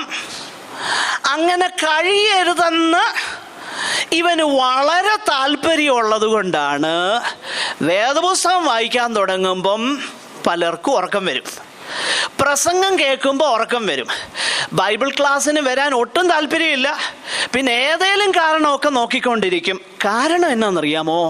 പിശാചിനറിയാം തന്ത്രങ്ങൾ എന്താണെന്ന് പിടികിട്ടിയാൽ ഇവർക്ക് ജയിക്കാൻ കഴിയും. അല്ല, നമ്മുടെ ജയം നിലനിർത്താൻ കഴിയും. നമുക്ക് പ്രത്യേകിച്ച് ജയിക്കേണ്ട കാര്യമൊന്നുമില്ല. കാരണം നമുക്ക് ജയം തന്നേക്കുക. നമ്മൾ അതങ്ങ് നമ്മുടെ ആ ഗ്രൗണ്ട് പിശാചിന് കൺസീഡ് ചെയ്യാതിരുന്നേച്ചാൽ മതി. ജയം ഓൾറെഡി തന്നേക്കുക, നമ്മളത് അപ്രോപ്രിയേറ്റ് ചെയ്തേച്ചാൽ മതി. പ്രിയമുള്ളവരെ, ഇത് പിശാചിന് നന്നായിട്ടറിയാം. അപ്പൊ ഈ തന്ത്രങ്ങൾ പറഞ്ഞേക്കുന്നത് എവിടാന്നറിയാമോ? വേദപുസ്തകത്തില. ദൈവവചനത്തിൽ പറഞ്ഞേക്കുന്ന തന്ത്രങ്ങളും അതിൻ്റെ വിവിധ ഭാവങ്ങളുമല്ലാതെ വേറെ ഒന്നും ഉപയോഗിപ്പാൻ ദൈവം പിശാചിനെ അനുവദിച്ചിട്ടില്ല എന്നത് ഓർക്കുമ്പം എനിക്ക് സന്തോഷമുണ്ട്. കാരണം എന്നാണെന്നറിയാമോ? എന്നെക്കാളും ബുദ്ധിയുള്ള, ദുഷ്ടനാകുന്ന, ബലമുള്ള ഒരു ശത്രുവിനോട് ഞാൻ പോരാടുമ്പോൾ ദൈവം ഇങ്ങനെ പറയുന്നു, thus far and no further. ഇത്രയും മതി, ഇതിൻ്റെ അപ്പുറത്തോട്ട് പോകാൻ ഒക്കുകയില്ല. ദൈവത്തിൻ്റെ അറിവ്, ദൈവത്തിൻ്റെ അനുവാദം, ദൈവത്തിൻ്റെ പ്രത്യേക പ്രൊട്ടക്ഷനിൽ ദൈവം തൻ്റെ ജനത്തെ ആക്കിയിരിക്കുന്നത് കൊണ്ടാ നമ്മളൊക്കെ ഇങ്ങനെ നിലനിന്ന് പോകുന്നത്. അല്ലേ, നമ്മളെയൊക്കെ എന്നേ ഇവൻ തകർത്ത് കളയാമായിരുന്നെന്നറിയാമോ?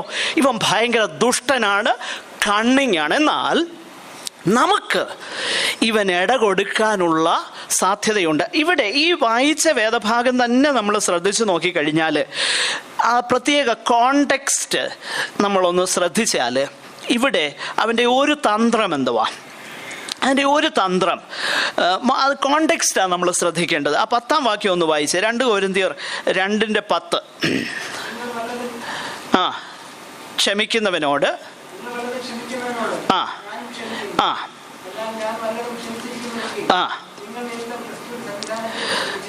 എന്നിട്ടാ പറയുന്നത് പിശാച് നമ്മളെ. അപ്പൊ ഏത് പശ്ചാത്തലത്തിലാ പറഞ്ഞേക്കുന്നേ? ക്ഷമിക്കുന്നതിനോടുള്ള പശ്ചാത്തലത്തിലാ. അപ്പോഴങ്ങനെയെങ്കിൽ നമ്മളൊരു കാര്യം മനസ്സിലാക്കേണ്ടത്, ഒരു അൺഫോർഗീവിങ് സ്പിരിറ്റ്, കയ്പ്, ക്രമീകരണം വരുത്താതിരിക്കുന്ന അവസ്ഥ, ഹൃദയംഗമായി കർത്താവ് ക്ഷമിച്ചതുപോലെ അന്യോന്യം ക്ഷമിപ്പാൻ കഴിയാതെ ഇരിക്കുന്ന അവസ്ഥ പിശാചിന് കൊടുക്കുന്ന നല്ല അവസരമാണെന്നുള്ളതാ ദൈവത്തിൻ്റെ വചനം നമ്മളെ പഠിപ്പിക്കുന്നത്. സാത്താൻ നിങ്ങളെ തോൽപ്പിക്കരുത്, അവൻ്റെ തന്ത്രങ്ങളെ നിങ്ങൾ അറിയാത്തവരല്ലോ. an unforgiving spirit. ആ ഒരു അനുഭവമുള്ളവർ ദൈവസന്നിധാനത്തിൽ വാസ്തവത്തിൽ അത് ക്രമീകരണം വരുത്തണം. കാരണം നമ്മൾ പിശാചിന് ഇടം കൊടുക്കുകയാണ്. അവിടെ പിശാചിൻ്റെ തന്ത്രങ്ങൾക്ക് നമ്മൾ വശംവദരാകുകയാണ്, നമ്മളെ അതിനേൽപ്പിച്ചു കൊടുക്കുക. നമ്മൾ കർത്താവിൻ്റെ കൃപയിൽ ആശ്രയിച്ച് കാൽവറിയിലോട്ട് നോക്കി കഴിയുമ്പം നമ്മളോട് ക്ഷമിച്ചത് ഓർക്കുമ്പോൾ പിന്നെ ക്ഷമിക്കാനുള്ള കൃപ കർത്താവ് അവിടുന്ന് തരികയാണ്. നമ്മുടെ ഈഗോയൊന്നും വെച്ച് ക്ഷമിക്കാൻ ഒക്കുകയില്ല, അത് ശരിയാ. പക്ഷെങ്കിൽ കാൽവറിയിലോട്ട് നോക്കി കഴിയുമ്പോൾ നമുക്ക് ക്ഷമിപ്പാനും സഹിപ്പാനുമുള്ള കൃപ ദൈവം തരികയാണ്. അപ്പോൾ ക്ഷമയിലൂടെയാണ് നമ്മൾ ഇവനെ തോൽപ്പിക്കേണ്ടത്. സ്തോത്രം. ഇവൻ്റെ ഒരു തന്ത്രം നമ്മുടെ ഹൃദയത്തിൽ നമ്മൾ കയ്പായിരിക്കുന്ന, നമ്മൾ സ്പർദ്ധ വെച്ചുകൊണ്ടിരിക്കുന്ന, നമുക്ക് ക്ഷമിപ്പാൻ കഴിയാതിരിക്കുന്ന, നമുക്ക് നിരപ്പാകാൻ കഴിയാതിരിക്കുന്ന ആ അവസ്ഥ വളരെ അപകടകരമാണ് എന്ന് ദൈവത്തിൻ്റെ വചനം നമ്മളെ പഠിപ്പിക്കുന്നു. എന്നാൽ മറ്റ് ചില തന്ത്രങ്ങളൂടെയുണ്ട്. നമുക്ക് ആ വേദഭാഗം ഒന്ന് ശ്രദ്ധിക്കാം. മറ്റൊരു തന്ത്രമെന്ന് പറയുന്നു, ഒന്ന് അൺഫോർഗിവിങ് സ്പിരിറ്റ്. ഇത് മനസ്സിലാക്കുന്ന ദൈവവചനത്തിലൂടെയാണ്. മറ്റൊന്ന് പിശാച് ഉപയോഗിക്കുന്ന തന്ത്രം. നമുക്ക് ഒരു വേദഭാഗം ഒന്ന് വായിക്കാനായിട്ട്, അതും ആ കോണ്ടെക്സ്റ്റിലാണ് നമ്മൾ പഠിക്കാൻ പോകുന്നത്. 2 കൊരിന്ത്യർ 10-ാം അധ്യായം 3 മുതലുള്ള വാക്യങ്ങൾ നമുക്ക് പരിചിതമാകുന്ന വാക്യങ്ങളാണ്. ഒന്ന് വായിക്കാം. എങ്കിലും ജഡപ്രകാരം ഞങ്ങൾ പോരാടുന്നില്ല, ജഡികങ്ങളല്ല. ഓക്കെ, ശക്തിയുള്ളവ തന്നെ. ഇവിടെ പോരിനെ കുറിച്ചും ആയുധങ്ങളെ കുറിച്ചും ഒക്കെയാ പൗലോസ് പറയുന്നത്. ഇത് പറയുന്ന പശ്ചാത്തലം ഏതാണെന്ന് ദൈവമക്കളൊന്ന് മനസ്സിലാക്കണം. ഇത് പറയുന്ന പശ്ചാത്തലം വേറെ ഒന്നുമല്ല. കൊരിന്തിലെ പ്രശ്നങ്ങളുണ്ട്, അത് നമുക്കറിയാം. എന്നാൽ ഇത് പറയുന്ന പശ്ചാത്തലം 10-ാം അധ്യായം അതിൻ്റെ 1 മുതലും അതുപോലെ 6 മുതൽ താഴോട്ടുള്ള വാക്യങ്ങളും വായിച്ചു നോക്കിയാൽ ഒരു കാര്യം വളരെ വ്യക്തമായി മനസ്സിലാകും. കൊരിന്തിൽ ചിലർ കടന്നു വന്നു. പൗലോസിനെ പേഴ്സണലി ഒത്തിരി കാര്യങ്ങൾ പൗലോസിനെ കുറിച്ച് അക്യൂസ് ചെയ്തു. അവൻ്റെ ലേഖനങ്ങൾ ഊറ്റവും ഖനവും ഉള്ളവയാണ്, പക്ഷേ അവൻ ശരീരത്തിൽ ഇരുന്ന് കഴിഞ്ഞാൽ അൺഇംപ്രസീവാണ്. അവൻ പറയുന്നത് വല്ലതും വിശ്വസിക്കാൻ പറ്റുമോ? ഞങ്ങൾ പറയുന്നതൊക്കെ കൂടെ നിങ്ങൾ കേൾക്കണം. കൊരിന്തിലെ പ്രശ്നം എന്നായിരുന്നെന്നറിയാമോ? കൊരിന്തിലെ പ്രശ്നം മറ്റൊന്നുമല്ല, ദൈവജ്ഞാനമായ ക്രിസ്തുവിനെ പൗലോസ് പ്രസംഗിച്ചു. ഞാൻ ആ പശ്ചാത്തലം പറഞ്ഞെങ്കിലേ ഇതെന്നാണെന്ന് മനസ്സിലാകത്തുള്ളൂ. ഞാൻ പെട്ടെന്നൊന്ന് പറയാം. അതിൻ്റെ കൊരിന്ത്യരുടെ 1-ാം ലേഖനത്തിലേക്ക് നമുക്ക് സമയമുണ്ടല്ലോ, എനിക്കറിയാം, സെക്കൻഡിന് പോകേണ്ടവരുണ്ട്, എങ്കിലും പെട്ടെന്ന് ഞാൻ അവസാനിപ്പിക്കാം. ഇത് മനസ്സിലാകാൻ വേണ്ടിയിട്ട്, ദൈവവചനം മനസ്സിലാകാൻ വേണ്ടിയിട്ട് മറ്റു ഭാഗങ്ങളിലൂടെ, അതായത് ഇവിടെ കൊരിന്ത്യരുടെ 1-ാം ലേഖനത്തിലേക്ക് വരുമ്പോൾ അതിൻ്റെ 2-ാം അധ്യായം 1 മുതൽ താഴോട്ടുള്ള വാക്യങ്ങളൊന്ന് വായിച്ച് 1 മുതൽ 5 വരെ ഒന്ന് വായിച്ച്. ഞാൻ നിങ്ങളുടെ അടുക്കൽ വന്നപ്പോൾ, അപ്പോൾ അതിൻ്റെ മോളിൽ പറഞ്ഞിട്ടുണ്ട്, സഹോദരന്മാരെ നിങ്ങളുടെ വിളിയെ നോക്കുവിൻ, ലോകാഭിപ്രായ പ്രകാരം ആരിലേറെയില്ല, ജ്ഞാനികൾ ഏറെയില്ല. അപ്പോൾ ജ്ഞാനം ഇവർക്കൊരു വലിയ വിഷയമായിരുന്നു. അതിന് കാരണവുമുണ്ട്. കൊരിന്തെന്ന് പറയുന്നത്, ഈ പ്രദേശങ്ങളെന്ന് പറഞ്ഞാൽ പ്ലേറ്റോ, അരിസ്റ്റോട്ടിൽ, സോക്രട്ടീസ്, ഈ ഗ്രീക്ക് ഫിലോസഫിയുടെ ഈറ്റില്ലമാരുന്ന സ്ഥലമാണ്. അപ്പൊ ജ്ഞാനം. പക്ഷെ പൗലോസ് ഒരു കാര്യം ചെയ്തു. കൊരിന്തിൽ ചെന്ന് കഴിഞ്ഞപ്പം ഈ ഫിലോസഫി ഒന്നും പറഞ്ഞില്ല. ജ്ഞാനത്തിൻ്റെയോ വചനത്തിൻ്റെയോ, വചനമെന്ന് പറയുമ്പം ആ വചനമെന്ന് പറയുന്നത് ദൈവവചനമല്ല. ഇംഗ്ലീഷ് വേദപുസ്തകം ഒന്ന് വായിക്കാമോ ആരെങ്കിലും? 1 Corinthians 2:1-2.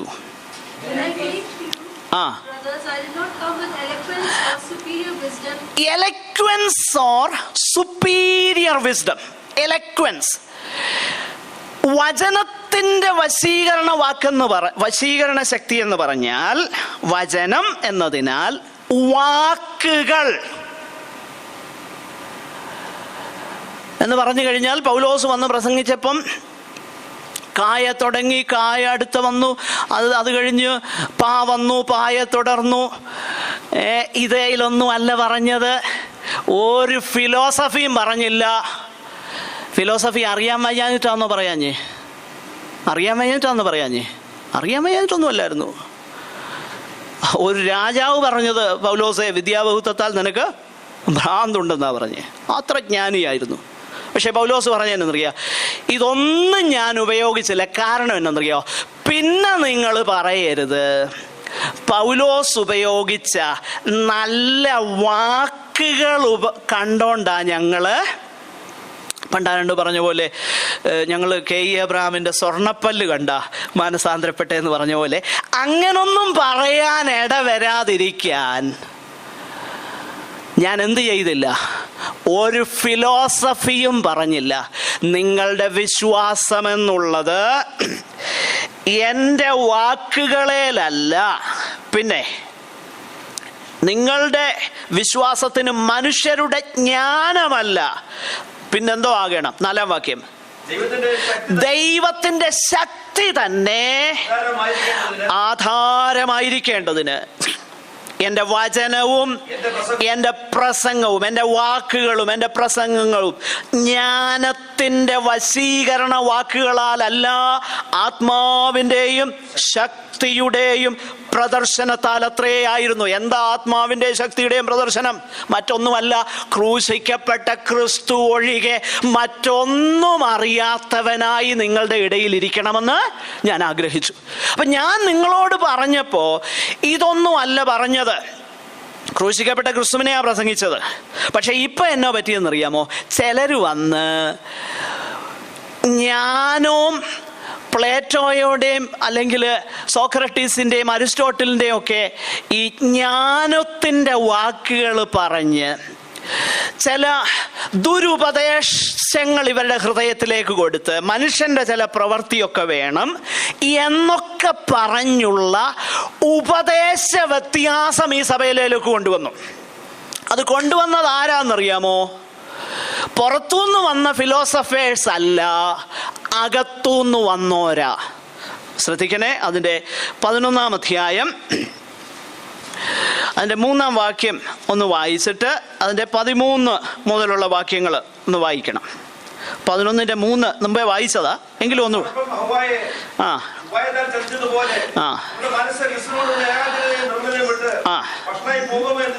ഭയപ്പെടുന്നു. ഓക്കെ, ആകട്ടെ, ഇതാണല്ലോ കോണ്ടെക്സ്റ്റ്, നമ്മൾ കണ്ടു. ഇനിയും അതിന്റെ 13 മുതലുള്ള വാക്യങ്ങൾ വായിച്ചേ. 11-ന്റെ 13 മുതൽ നോക്കുക. ഇങ്ങനെയുള്ളവർ കള്ള അപ്പോസ്തലന്മാർ. എങ്ങനെയുള്ളവർ? ക്രൂശിക്കപ്പെട്ട ക്രിസ്തുവിനെ ഞാൻ പ്രസംഗിച്ചുകൊണ്ടിരുന്നപ്പം നിങ്ങളുടെ ഇടയിൽ വന്ന് എന്തോ പറഞ്ഞു?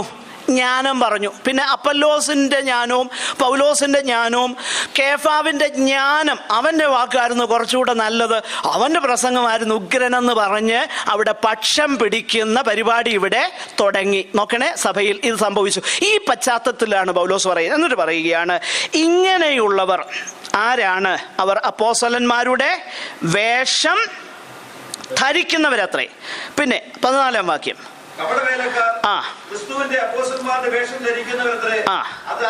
അത് ആശ്ചര്യവുമല്ല, സാത്താൻ താനും. നോക്കിക്കേ, സാത്താൻ പോലും വെളിച്ചദൂതന്റെ വേഷം ധരിക്കുന്നെങ്കിൽ ഇവർ അവന്റെ ശുശ്രൂഷക്കാർ, നീതിയുടെ ശുശ്രൂഷക്കാരുടെ വേഷം ധരിച്ചാൽ അതിശയമല്ല.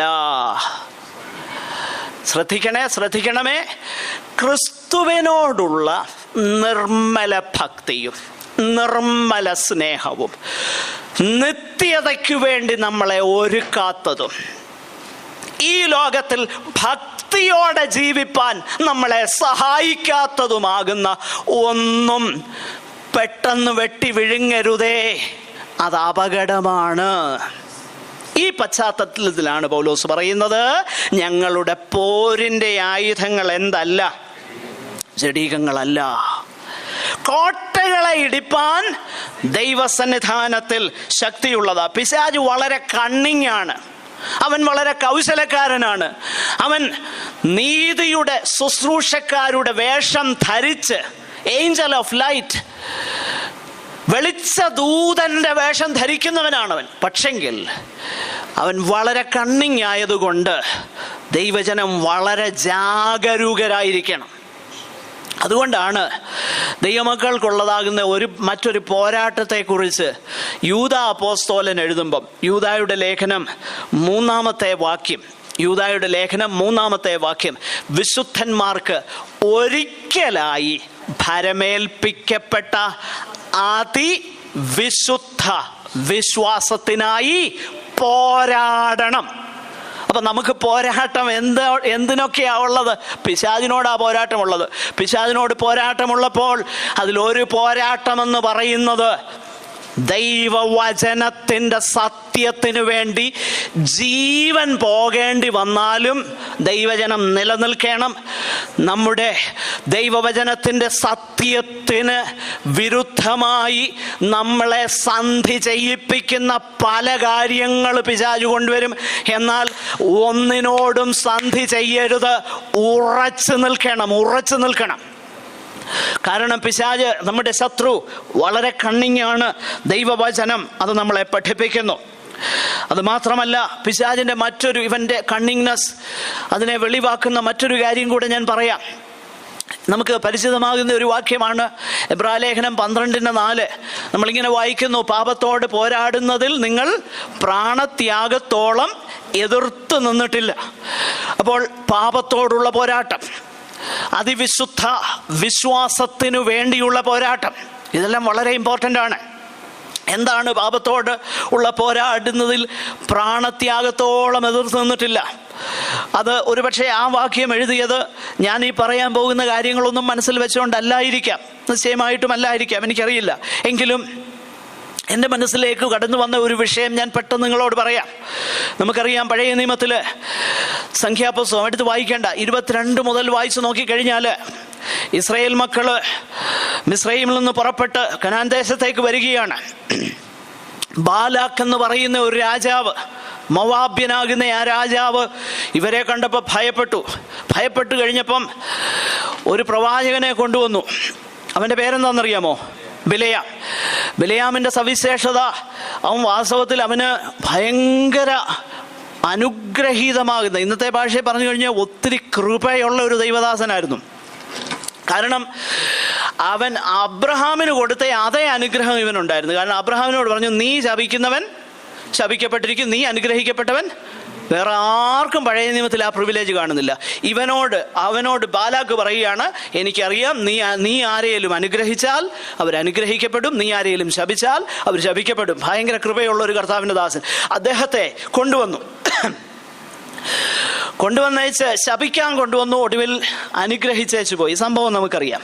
എന്നാൽ 24 മുതലുള്ള അധ്യായങ്ങൾ നമ്മൾ വായിച്ചു നോക്കിക്കഴിഞ്ഞാൽ, ഇസ്രായേൽ മക്കൾ ശിത്തീമിൽ പാർത്തുകൊണ്ടിരിക്കുമ്പോൾ മോവാബ്യ സ്ത്രീകളുമായിട്ട് പരസംഗം ചെയ്തു. പിന്നെ വലിയൊരു സംഹാരം നടക്കുന്നു. നമുക്കറിയാമല്ലോ, സംഹാരം നടക്കുന്നതും ഒക്കെ അറിയാം. വാസ്തവത്തിൽ എന്താ സംഭവിച്ചത് എന്താണെന്ന് പുതിയ നിയമം നമ്മളെ വ്യക്തമായും പഠിപ്പിക്കുന്നുണ്ട്. വെളിപ്പാട് പുസ്തകം 2:14. എങ്കിലും നിന്നെക്കുറിച്ച് കുറഞ്ഞ ഒരു കുറ്റം പറയാനുണ്ട്. ഇസ്രായേൽ മക്കൾ വിഗ്രഹാർപ്പിതം തിന്നേണ്ടതിന് ദുർനടപ്പാചരിപ്പാൻ. വായിച്ചേ അടുത്ത വാക്യം. നോക്കുക, അപ്പൊ ബിലയാം വന്നു. പൈസ കിട്ടുന്ന പരിപാടിയാ, പക്ഷെ ശപിക്കാനോട്ട് പറ്റുന്നുമില്ല. പൈസ വേണം താനും. അപ്പൊ എന്താ ബിലയാം ഒരു കൺക്ലൂഷനിലെത്തി, എൻ്റെ പൊന്നെ, ഇവരെ ശപിക്കാനൊക്കെയല്ല. കാരണം ഇവരെ യഹോവയെ അനുഗ്രഹിച്ചേക്കുന്നവരാ, ഇവരെ ശപിക്കാൻ എനിക്ക് പറ്റത്തില്ല. പിന്നെ ഞാൻ ആലോചിച്ചിട്ട് ഒരു വഴി കാണുന്നുണ്ട്. ഞാനതാ പറയുന്നത്, ബിലയാം ഭയങ്കര ദൈവത്തെ അറിയാവുന്ന പ്രവാചകനായിരുന്നു. ആലോചിച്ചിട്ട് ഒരു വഴി കാണുന്നുണ്ട്. ദൈവത്തിനൊരു സ്വഭാവമുണ്ട്. ദൈവം അവിടുത്തെ നീതി വിശുദ്ധിയും വിട്ടേച്ച് ഒരു പരിപാടി ചെയ്യുന്ന ആളല്ല. അപ്പോൾ അതൊരു കാര്യം ചെയ്യേ, ദൈവം ഏതായാലും എനിക്കിവരെ ശപിക്കാൻ ഒക്കെയില്ല. അതുകൊണ്ട് ഒരു കാര്യം ചെയ്യാം, ഇവരെ ദൈവം ശപിച്ചോട്ടെ. ദൈവം ശപിക്കണേ എന്തോ ചെയ്യണം? പാളയത്തിൽ അശുദ്ധി വരണം. പാളയത്തിൽ അശുദ്ധി വരണമെങ്കിൽ ഈ ഒരു കുടുക്ക് വെച്ചാൽ ഇവരെന്തോ ചെയ്യും? അശുദ്ധി ചെയ്യും. അവിടെ സംഹാരം നടക്കും, ദൈവം ശപിക്കും, നമ്മുടെ കാര്യം നടക്കുകയും ചെയ്യും. ആരും അറിയത്തുമില്ല, എനിക്ക് പൈസയും കിട്ടും. പ്രിയമുള്ളവരെ, നമ്മൾ വളരെ ശ്രദ്ധിക്കണം. പാപത്തോട് പോരാടുന്നതിൽ പ്രാണത്യാഗത്തോളം എതിർത്ത് നിൽക്കണം. കാരണം അവൻ്റെ വലിയൊരു കണ്ണിങ്ങാണ്. ദൈവസന്നിധാനത്തിൽ മനഃപൂർവമായി നാം അശുദ്ധി പ്രവർത്തിച്ച് നമ്മൾ ദൈവത്തോടുള്ള സഹിത്വവും കൂട്ടായ്മ ബന്ധവും വിട്ട് നമ്മൾ ശേഷം മനുഷ്യരെ പോലെയായി നമ്മളെ തന്നെ ആക്കി തീർക്കാൻ ഇവൻ സകല കണ്ണിങ്നെസ്സും ഉപയോഗിക്കുന്നത് കൊണ്ടാണ് ഇവനെതിരെ ദൈവജനം വളരെ ജാഗരൂകരായിരിക്കേണ്ടത്. നമ്മളൊരിക്കലും മറന്നു പോകരുത്. അത് ദൈവത്തിൻ്റെ വചനം നമ്മളെ വളരെ വ്യക്തതയോടെ പഠിപ്പിക്കുന്നുണ്ട്. സ്തോത്രം. അത് മാത്രമല്ല, ഇവൻ വളരെ തന്ത്രപൂർവമാണ് അറ്റാക്ക് ചെയ്യുന്നതെന്നുള്ളത് ദൈവത്തിൻ്റെ വചനം പഠിപ്പിക്കുന്നു. എന്നാൽ ഇത്ര തന്ത്രശാലിയൊക്കെയാണ് ഇവൻ, ഇത്ര വിക്കഡാണ് ഇവൻ, യാതൊരു വളരെ ദുഷ്ടനാണ്, ഇവന് ശക്തിയുണ്ട്. എങ്കിലും ഇവിടെ ഒരു വാക്യം നമ്മൾ ശ്രദ്ധിക്കണം. അതിൻ്റെ 10ാമത്തെ വാക്യം, അതായത് എഫേസ്യ ലേഖനം 6:10 നമ്മൾ ശ്രദ്ധിച്ചാൽ അവിടെ കാണുന്നത്, ഒടുവിൽ കർത്താവിലും, ഇവനോട് എതിർക്കാൻ നമുക്ക് ശക്തിയില്ല, പക്ഷെങ്കിൽ കർത്താവിലും അവൻ്റെ അമിത ബലത്തിലും. അവന് ശക്തിയുണ്ട്, ശരിയാ, പക്ഷെങ്കിൽ കർത്താവാരാ? സർവശക്തനാണ്. ഇതാണ് നമ്മൾ മനസ്സിലാക്കേണ്ടത്. നമ്മുടെ ദൈവം ആരാ? സർവശക്തനാണ്. പിശാചിന് ശക്തിയില്ലെന്നൊന്നും ആരും പറയുന്നില്ല, പ്രിയമുള്ളവരെ. എന്നാൽ നമ്മുടെ ദൈവം സർവശക്തനാണ്. ഈ ഒരു ഒരു ഒരു ഒരു ഒരു ഒരു ഒരു സത്യം നമ്മുടെ ഹൃദയത്തിലോട്ടൊന്ന് കയറി കഴിഞ്ഞാലുണ്ടല്ലോ, പിന്നെ ഈ ഈ ഈ പല കാര്യങ്ങളും കൊണ്ട് വരുന്നവരൊന്നും നമ്മളെ കളിപ്പിക്കാൻ ഇടയായി തീരത്തില്ല. സ്വത്രം. ഈ ഒരു സത്യം നമ്മുടെ ഹൃദയത്തിലോട്ട് കയറണം. കർത്താവ് സർവശക്തനാ. പിശാചിന് ശക്തിയുണ്ട്, എന്നാലും കർത്താവിലും അവൻ്റെ അമിത ബലത്തിലും ശക്തിപ്പെടുവീൻ. സ്തോത്രം. കർത്താവിന് അമിത ബലമുണ്ട്, പക്ഷെങ്കിൽ നമ്മൾ എന്ത് ചെയ്യണം? നമ്മൾ ശക്തിപ്പെട്ടേലേ പറ്റത്തുള്ളൂ. കർത്താവിൻ്റെ അമിതബലം നമുക്ക് അവൈലബിളാ, എപ്പോഴും അവൈലബിളാ. പക്ഷെങ്കിൽ ആ അമിതബലം ഇങ്ങോട്ട് അടിച്ചേൽപ്പിക്കത്തൊന്നുമില്ല. നമ്മൾ എന്ത് ചെയ്യണം? ശക്തിപ്പെട്ടേലേ പറ്റത്തുള്ളൂ. ഇവിടെയാണ് നമ്മുടെ ക്രിസ്തീയ ജീവിതത്തിൽ നമ്മുടെ ഡിസിപ്ലിൻ നമുക്ക് ആവശ്യമായിരിക്കുന്നത്. ഒരു സോൾജിയറിനുള്ള അതേ ഡിസിപ്ലിനാണ് ഇവിടെ നമുക്ക് ആവശ്യമായിരിക്കുന്നത്. അതുകൊണ്ട് നമുക്ക് ദൈവത്തിൻ്റെ സർവായുധവർഗമുണ്ട്. ദൈവത്തിൻ്റെ സർവായുധവർഗമെന്നാണ് അതിനെ വിശേഷിപ്പിച്ചിരിക്കുന്നത്. ഈ സർവായുധവർഗം ധരിക്കുന്നതിൻ്റെ ആവശ്യകത, അല്ലെങ്കിൽ അതിൻ്റെ പർപ്പസ്, അതിൻ്റെ ഉദ്ദേശം എന്താണെന്ന് അവിടെ എഴുതിയിട്ടുണ്ട്. 11ാമത്തെ വാക്യത്തിലും അതിൻ്റെ 13ാമത്തെ വാക്യത്തിലും നമ്മൾ കണ്ടു, അവനോട് എതിർത്ത് നിൽപ്പാൻ കഴിയേണ്ടതിന്. പിന്നെ അതിൻ്റെ 13ാമത്തെ വാക്യത്തിൽ ഉറച്ചു നിൽക്കാൻ കഴിയേണ്ടതിന്. We should withstand and we should stand against the wiles of the enemy. അതിനു വേണ്ടിയിട്ടാണ് ഈ സർവായുധ വർഗം നമ്മൾ ധരിക്കേണ്ടത്. അത് ദുർദിവസത്തിലും, days of special pressure upon us, പ്രത്യേകമാകുന്ന ദുർദിവസങ്ങളുണ്ട്. അന്നും അല്ലാതെയുള്ള ദിവസങ്ങളിലും ഏറ്റവും കൂടുതൽ ടെംപ്റ്റേഷൻ വരുന്ന സന്ദർഭങ്ങളുണ്ട്, ദുർദിവസങ്ങളുണ്ട്. അപ്പോഴും അല്ലാത്ത സന്ദർഭങ്ങളിലും എതിർത്ത് നിൽപ്പാനും ഉറച്ചു നിൽക്കാനും കഴിയേണ്ടതിന് ആരുടെ സർവായുധവർഗമാണ് ധരിക്കേണ്ടത്? ദൈവത്തിൻ്റെ സർവായുധവർഗം. ഇതാരുടെ സർവായുധവർഗമാ?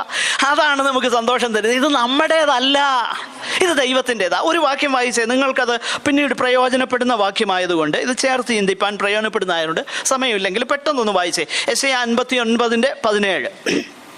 59:17. യെശയ്യാവ് 59:17. ഇത് ദൈവത്തെ കുറിച്ചാണ് പറയുന്നത്. സർവശക്തനാകുന്ന ദൈവം അവൻ നീതി ഒരു കവചം പോലെ ധരിച്ച് രക്ഷ എന്ന തലക്കോരിക അപ്പൊ ഈ സർവായുധ വർഗം മുഴുവൻ ആരുടേതാണെന്നറിയാമോ? ദൈവത്തിൻ്റെതാ. എന്നാൽ ദൈവം തൻ്റെ കരുണയിൽ നമുക്കൂടെ അത് ഷെയർ ചെയ്യുകയാ. അയ്യോ, എന്തോ ഒരു സന്തോഷമാ. ദൈവത്തിൻ്റെ സർവായുധ വർഗം അത് നമുക്ക് ഷെയർ ചെയ്യുകയാ. ദൈവത്തോട് എതിർക്കാൻ ഇവന് കഴിയത്തില്ലെങ്കിൽ ദൈവത്തിൻ്റെ സർവായുധ വർഗം ധരിച്ചു നിൽക്കുന്ന നമ്മളെയും തോൽപ്പിക്കാൻ ഇവന് കഴിയത്തില്ലെന്നുള്ളതാണ് നമ്മൾ മനസ്സിലാക്കേണ്ടത്. ദൈവത്തിൻ്റെ സർവായുധ വർഗം ആകട്ടെ. ഞാൻ പെട്ടെന്ന് ഈ സർവായുധ വർഗത്തിൻ്റെ സവിശേഷതകൾ പെട്ടെന്ന് പറഞ്ഞ് നമുക്ക് മുൻപോട്ട് പോകാം.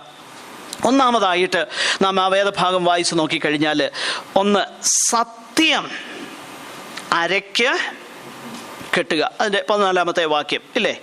നിങ്ങളുടെ അരയ്ക്ക് സത്യം കെട്ടുക, ട്രൂത്ത് ആസ് ബെൽറ്റ്. അതിനെക്കുറിച്ച് നിശ്ചയമായിട്ടും പൗലോസ് റോമൻ സോൾജിയറിനെ കണ്ടുകൊണ്ടായിരിക്കാം, അല്ലെങ്കിൽ അതിനെക്കുറിച്ച് തനിക്ക് അറിവുള്ളത് കൊണ്ടായിരിക്കാം അത് എഴുതുന്നത്. ഒക്കെ ശരിയാകാം. അതിനെക്കുറിച്ചൊന്നും ഞാനിപ്പം വിശദീകരിക്കാൻ പോകുന്നില്ല. എങ്കിലും ഈ സത്യമെന്ന് പറയുമ്പോൾ ഇതെന്താണ് അർത്ഥമാക്കുന്നത്? ഇതിന് രണ്ടർത്ഥമുണ്ട്. ഒന്ന്, ദൈവ വചനമാകുന്ന സത്യം. കർത്താവ് പറഞ്ഞു, നിങ്ങൾ സത്യം അറിയുകയും സത്യം നിങ്ങളെ സ്വതന്ത്രരാക്കുകയും ചെയ്യും. അപ്പോൾ ദൈവവചനമാകുന്ന സത്യം. യേശു പറഞ്ഞു, എൻ്റെ വചനം സത്യമാകുന്നു. അപ്പൊ ദൈവവചനമാണ് സത്യം. ആ ഒരർത്ഥം നിശ്ചയമായിട്ട് അതിനുണ്ട്. എന്നാൽ അതുമാത്രമല്ല, സത്യം എന്നതിനാൽ നമ്മുടെ ജീവിതത്തിൽ ദൈവത്തിൻ്റെ പരിശുദ്ധാത്മാവിനാൽ നാം സത്യം സംസാരിക്കുകയും സത്യത്തിൽ നടക്കുകയും വേണം. ആ അർത്ഥവും ദൈവത്തിൻ്റെ വചനം നമ്മളെ പഠിപ്പിക്കുന്നു. 51-ാം സങ്കീർത്തനം 6-ാം വാക്യം, അന്തരംഗത്തിൽ എന്നെ സത്യം ഗ്രഹിപ്പിക്കണമേ. എഫേസ്യർ 4:15 അതിൻ്റെ 25-ാം വാക്യം. ഈ രണ്ട് വാക്യങ്ങളൊന്ന് വായിച്ചേ. എഫേസ്യർ 4:15 അതിൻ്റെ 25. സ്നേഹത്തിൽ സത്യം സംസാരിക്കുക. സത്യം. പിന്നെ അതിൻ്റെ 25-ാം വാക്യം, ഓരോരുത്തൻ താൻ കൂട്ടുകാരനോട് സത്യം സംസാരിക്കുക. നോക്കുക, ഭോഷ്ക് ഉപേക്ഷിച്ച്. കാരണം എന്നാണെന്നറിയാമോ? ഈ സത്യം നമ്മുടെ അരക്കച്ചയാകേണ്ട കാര്യം എന്നാണെന്നറിയാമോ? പിശാചിനൊരു സവിശേഷതയുണ്ട്. അവൻ എന്താണെന്നറിയാമോ? ഭോഷ്ക് പറയുന്നവനും അവൻ അതിൻ്റെ അപ്പനുമാകുന്നു. അവൻ ഭോഷ്കിൽ പ്രിയപ്പെടുന്നവനാ. അപ്പൊ ശ്രദ്ധിക്കണേ, അവൻ്റെ ഗെയിമിൽ അവനെ പരാജയപ്പെടുത്താൻ പറ്റുമെന്ന് ആരും ചിന്തിക്കരുത്. ഞാൻ പറയുന്നത് മനസ്സിലാകുന്നുണ്ടോ? ഭോഷ്ക് ആരുടേതാ? പിശാചിൻ്റെയാ.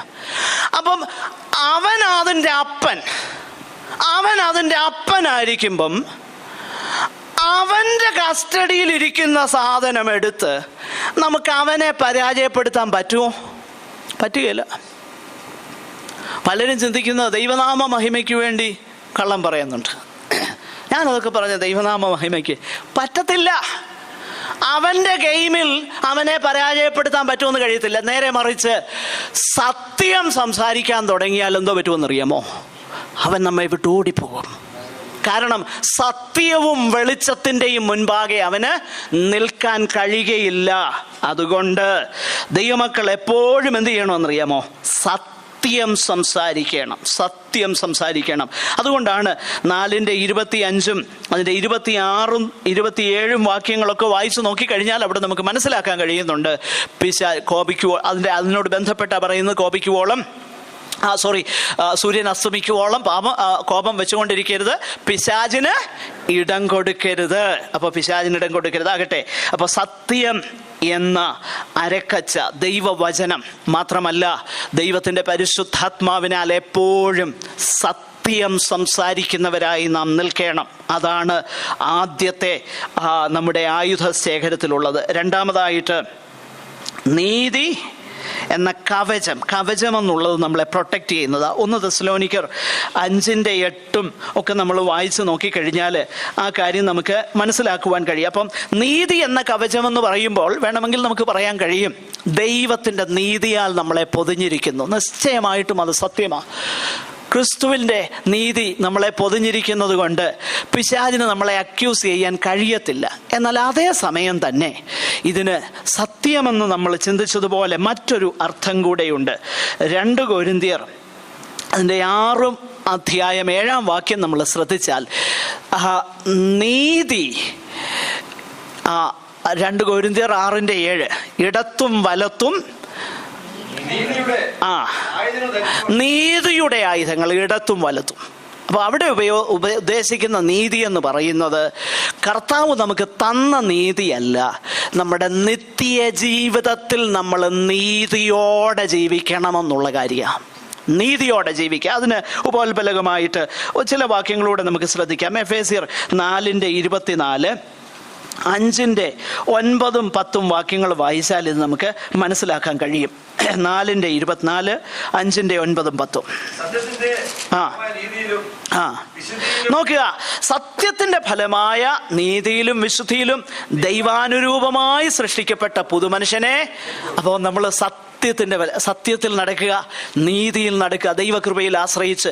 ഇതെല്ലാം നമ്മുടെ ബ്രസ്റ്റ് പ്ലേറ്റ്, നമ്മുടെ ആ കവചമാണ്. അതുമാത്രമല്ല 5:9, 10 വാക്യങ്ങൾ വായിച്ചു നോക്കിക്കഴിഞ്ഞാൽ സകല സൽഗുണവും നീതിയും സത്യവുമല്ലോ വെളിച്ചത്തിൻ്റെ ഫലം. അപ്പോൾ നീതിയോടെ ജീവിക്കുക, ഇത് പിശാചിനെതിരെയുള്ള നമ്മുടെ ആയുധവർഗത്തിലുള്ള ഒന്നാണ്. അപ്പോൾ സത്യം സംസാരിക്കുക എന്ന് നമ്മൾ കാണുന്നത് പോലെ നീതി. പിന്നെ സത്യ സുവിശേഷത്തിനായിട്ടുള്ള ഒരുക്കം, കാലിന് ചെരുപ്പാക്കുക.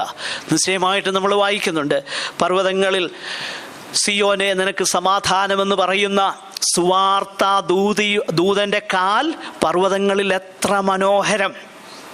നോക്കുക, അങ്ങനെയെങ്കിൽ സത്യ സുവിശേഷം നമ്മുടെ കാലിന് ചെരുപ്പാക്കുക എന്ന് പറഞ്ഞു കഴിഞ്ഞാൽ ഇത് പിശാചിനെതിരെയുള്ള നല്ല ആയുധമാണ്. കാരണം ദൈവത്തിൻ്റെ വചനം നമ്മൾ വായിക്കുന്നു, അപ്പോസ്തല പ്രവൃത്തി 26 അധ്യായം അതിൻ്റെ 18 വാക്യം നമ്മൾ വായിച്ചു നോക്കിക്കഴിഞ്ഞാൽ പിശാചിൻ്റെ അടിമത്വത്തിൽ നിന്ന് അവരെ വിടുവിപ്പാനും അവരുടെ കണ്ണു തുറക്കാനും ഇത് പോയി നീ അവരോട് പ്രസംഗിക്കുക എന്ന് ദൈവം എന്നോട് പറഞ്ഞു എന്ന് പൗലോസ് പറയുന്നു. അപ്പോൾ സുവിശേഷം അതിൽ തന്നെ, സത്യ സുവിശേഷം അതിൽ തന്നെ പിശാചിനെതിരെയുള്ള ആയുധമായിട്ട്, അല്ലെങ്കിൽ സമാധാന സുവിശേഷം നമ്മുടെ കാലിന് ചെരുപ്പാക്കി നമ്മൾ ദൈവകൃപയിൽ ആശ്രയിച്ച് സുവിശേഷം വിശ്വസ്തയോടെ നമ്മുടെ ജീവിതം കൊണ്ടും വാക്കുകൊണ്ടും ഷെയർ ചെയ്യുന്ന ഒരുവൻ്റെ അടുക്കലേക്ക് പിശാച് വരാൻ അവൻ ഭയപ്പെടും എന്നാണ് ദൈവവചനം നമ്മളെ പഠിപ്പിക്കുന്നത്. അതുകൊണ്ടാണ് സത്യ സുവിശേഷം അല്ലെങ്കിൽ സമാധാന സുവിശേഷം